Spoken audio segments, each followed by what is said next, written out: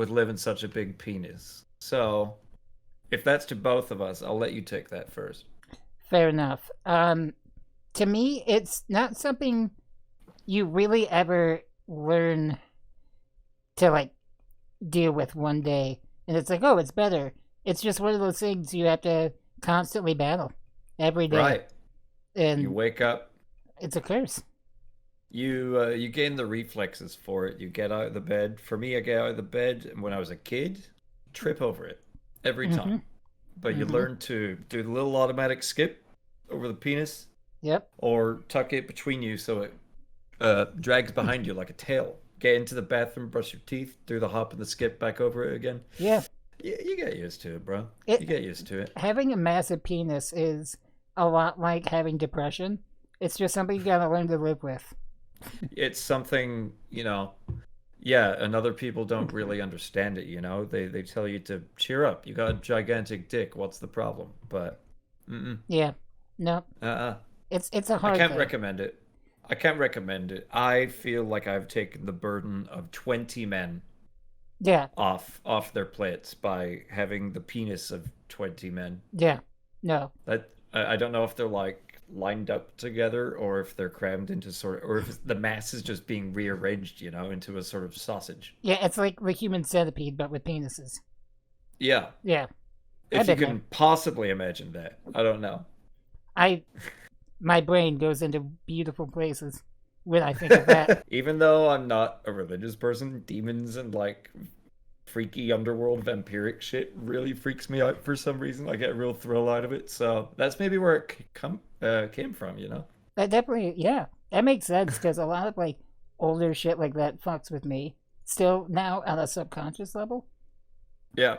Uh, like I remember first watching. Oh man, it was a video version of Edgar Allan Poe's one of his stories where like Mm-hmm. the dude is watching the guy sleep, that old man, and he like Yeah. creepily peeks in on him through his doorway. He like strategically pushes the door open just enough. And the way Edgar Allan Poe words his stories, it's like something as simple as pushing a door open is the most terrifying thing in the entire Mm-hmm. world. And he's like Mm-hmm. describing how he watches this man sleep until he eventually murders him. And because of that, I cannot sleep with any door open or like window open at Oh my all. God. When did you read it? Did you read it as a kid or did you read it as We were in like sixth grade Oh wow. reading Edgar Allan Poe. I loved Yeah. it. It was great. I Yeah. I learned a lot, but I was terrified. Huh. So that was part of like your school curriculum was to read creepy old horror books? Yeah, dude, it was fucking great. Did you do like Lovecraft as well? You know what? Today, We did. children, we're going to learn about Cthulhu Yeah, no, and we the did learn dark a little corners bit. of the earth. That's awesome. It was super fucking dope. I bought the Necronomicon like a few years ago. It's this big, thick fucking book full of short stories and like the Cthulhu anthology and whatnot. That's And fucking cool. yeah, this big leather-bound book with all this old alchemic-looking imagery on it. It's really cool. And God, I don't quite remember if it's what Lovecraft describes that's terrifying because he does sometimes he doesn't seem like he's very good at describing the things that he's talking about. Where it's like, and then he walked through the cave and saw the most terrifying, ghastly thing he ever saw in his life. Hmm. And it's like, well, what was it? An otherworldly being. Yeah, but what does it look like? You know. Otherworldly. Yeah. It's got flapping brains and eyes that boogle and ears that go flippity flip. Okay, Lovecraft, master linguist. And then he That turned guy. into fucking Dr. Seuss. Flabbity boo and a shibbity boo. That's the story of Cthulhu. Mm-hmm. But he was not a happy man, from what I understand. No, do you know the name of his cat? His cat. Yes. Oh God, this is one of those little factettes that I knew at one point, but I do not know right now. Please fill us in.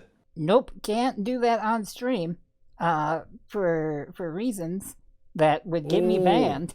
Let's just say his cat was all black, and he didn't shy away from that. Oh wow. And it's very funny if you use Google voice searching to ask what's the name of Lovecraft's cat, it doesn't censor itself at all. Well, it's just stating a fact, I guess. It is just a fact. The question is, did Lovecraft use the hard R? Oh, or he not? did. Or did he think he...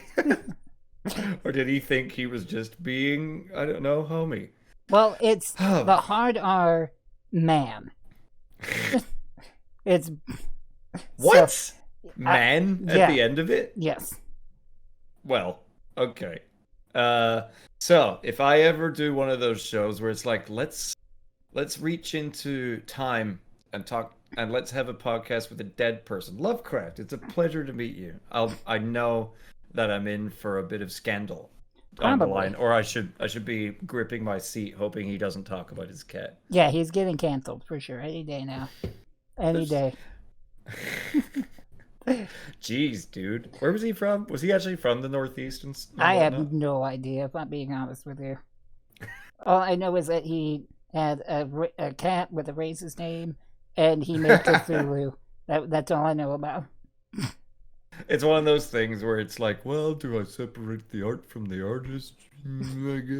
But you know what I need to talk to you about that I found out just last night? And I feel like a lot of people already knew about this. But again, I just learned about it, and it's been fucking blowing my mind ever since. Go on. Do you know about D.B. Cooper? D.B. Cooper? Am I going to feel silly if I say no? No, I am not going to make fun of you. Okay. I do not know about D.B. Cooper. This shit fucking blew my mind, Dave.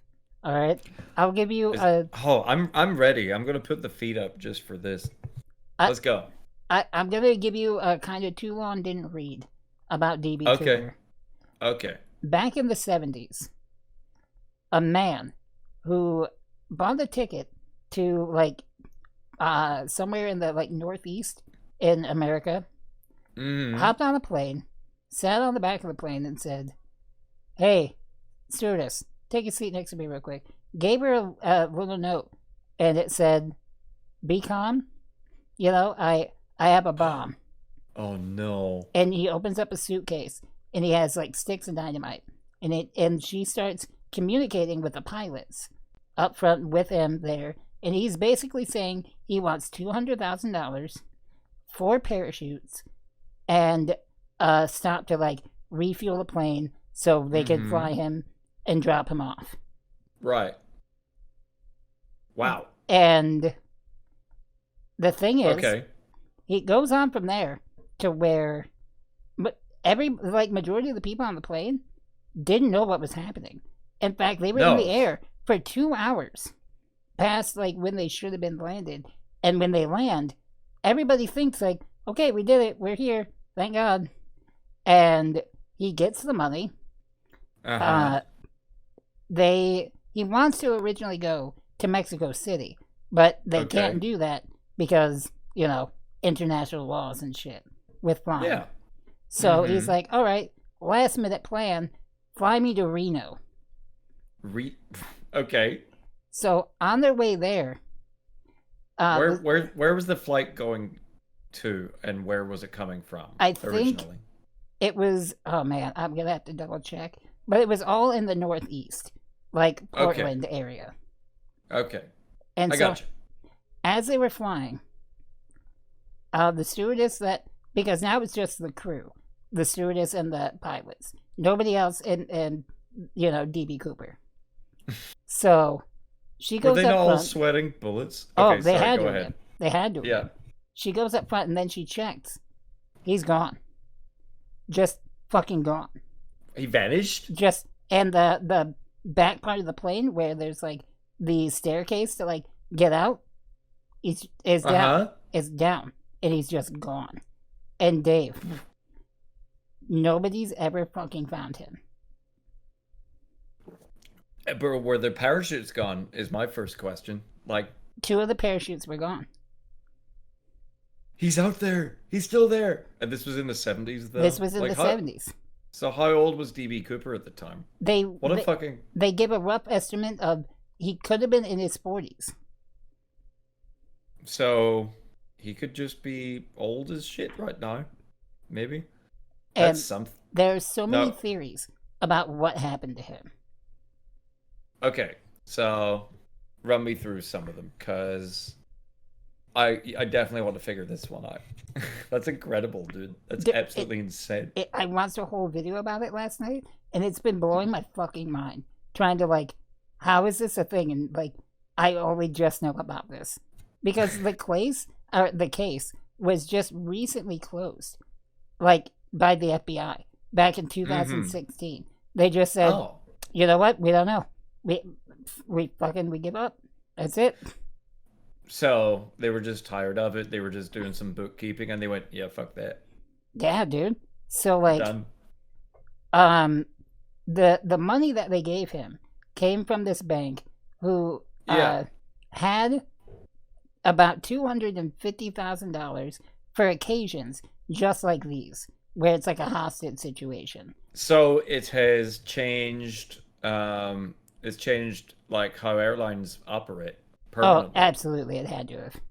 Yeah, because that was one of the questions I had. It was like, where do you think you're going to get $200,000 on this flight? Yeah. You know, So they're like they're people scrambling travel out. light.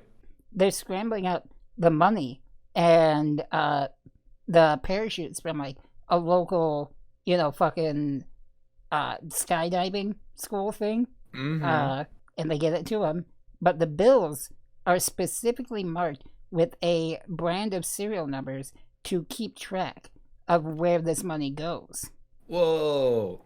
So you're thinking, Okay. all right, it's going to be easy to find him.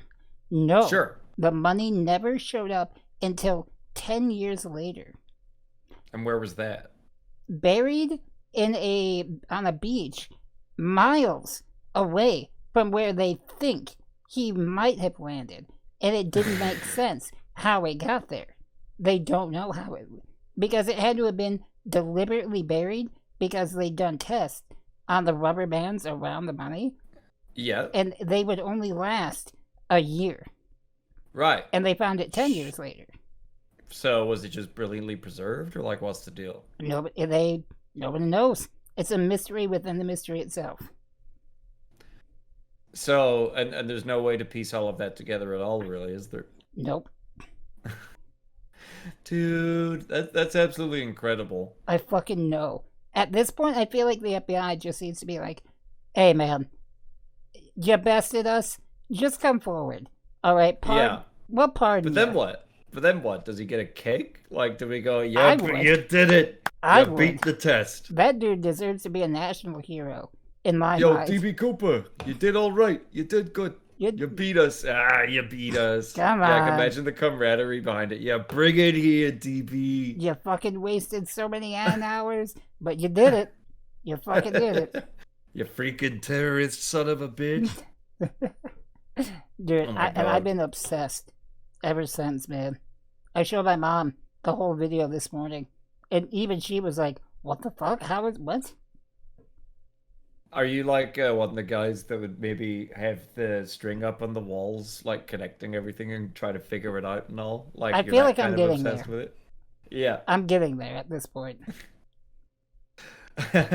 Man, I'd never. Thank you for telling me that, because I'd never heard of it before. I've heard the name DB Cooper, but I didn't know what it was in relation to with Same. regards to like a joke or something like that. Yeah. So, like, when did you first learn about that?